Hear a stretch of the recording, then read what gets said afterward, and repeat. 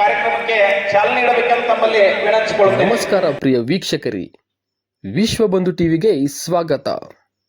ಜಮಖಂಡಿ ತಾಲೂಕಿನ ಸುಕ್ಷೇತ್ರ ಮಧುರಕೊಂಡಿ ಗ್ರಾಮದಲ್ಲಿ ಶ್ರೀ ಬೀರಲಿಂಗೇಶ್ವರ ದೇವಸ್ಥಾನದ ಭವ್ಯವಾದ ಸಮುದಾಯ ಭವನ ಉದ್ಘಾಟನೆ ಮಾಡಲಾಯಿತು.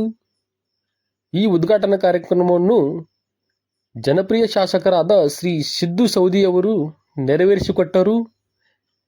ಇದೇ ಸಂದರ್ಭದಲ್ಲಿ ಪ್ರತಿ ವರ್ಷದಂತೆ ನಡೆಯುತ್ತಿರುವ ಟಗರಿನ ಕಾಳಗದ ಕಾರ್ಯಕ್ರಮವನ್ನು ಕೂಡ ಶ್ರೀ ಸಿದ್ದು ಸೌದಿಯವರು ನೆರವೇರಿಸಿಕೊಟ್ಟರು.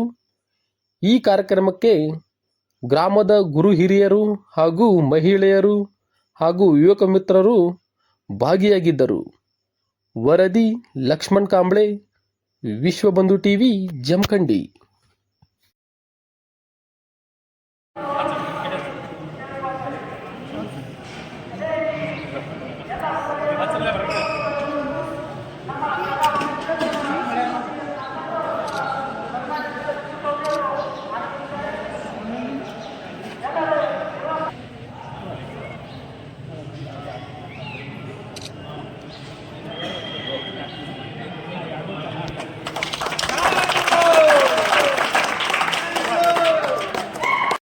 ಸರ್ಕಾರ ನಮ್ಮ ಸರ್ಕಾರ ಇದ್ದಾಗ ಕುರಿ ಮೇಕೆಗಳ ಸತ್ರ 5 ಲಕ್ಷ ರೂಪಾಯಿ ಪರಿಹಾರ ಕೊಡ್ತಿದ್ದೀವಿ. ಅದನ್ನ ನಿಲ್ಲಿಸುವಂತ ಕೆಲಸ ಮಾಡ್ಯಾರ, ಅದು ಬರ್ತಾ ಇಲ್ಲ. ಈಗ ಅನೇಕ ಔಷಧಗಳನ್ನು ಪೂರೈಕೆ ಮಾಡುವಂತ ಕೆಲಸ ನಾವು ಮಾಡ್ತಿದ್ವಿ. ಮತ್ತು ನಾವೆಲ್ಲಿ ಆ ಕುರಿ ಮೇಕೆಗಳ ಮೇಯುವಂತ ಜಾಗ ಗುಡ್ಡನ್ನ ನಿರ್ಬಂಧ ಮಾಡಿದ್ದಿಲ್ಲ.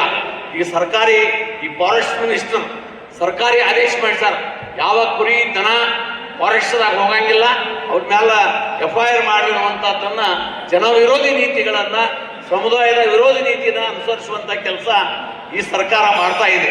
ಅದನ್ನು ನೀವು ಆಲೋಚನೆ ಮಾಡ್ಬೋದು. ನಾ ಹೆಚ್ಚಿಗೆ ಹೇಳಂಗಿಲ್ಲ, ಇದು ಧರ್ಮ ಸಭೆ ಅದ.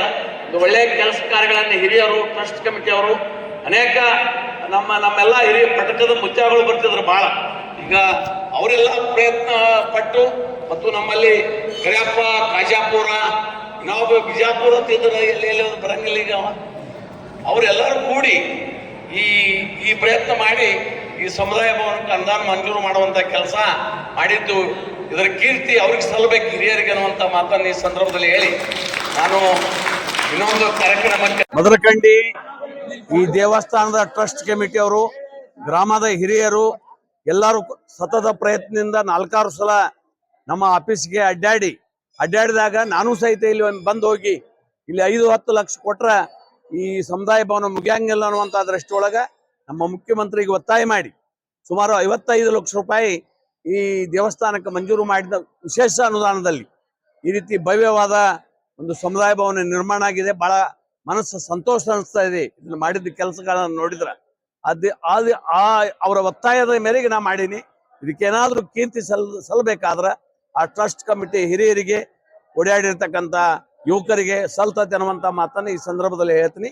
ಇದೇ ಪ್ರಕಾರ ಇಡೀ ಕ್ಷೇತ್ರದಲ್ಲಿ ಸಾಕಷ್ಟು ಸಮುದಾಯ ಭವನಗಳನ್ನ, ದೇವಸ್ಥಾನಗಳನ್ನ, ರಸ್ತೆಗಳನ್ನ ಮತ್ತು ಈ ರೀತಿ ಅನೇಕ ನೀರಾವರಿಗಳನ್ನ, ಶಾಲೆಗಳನ್ನ ನಾವು ನಿರ್ಮಾಣ ಮಾಡಿಕೊಡುವಂತ ಕೆಲಸ ಮಾಡಿದ ತೃಪ್ತಿ ನನಗಿದೆ ಅನ್ನುವಂಥ ಮಾತನ್ನು ಈ ಸಂದರ್ಭದಲ್ಲಿ ಹೇಳ್ತೇನೆ. ಧನ್ಯವಾದ.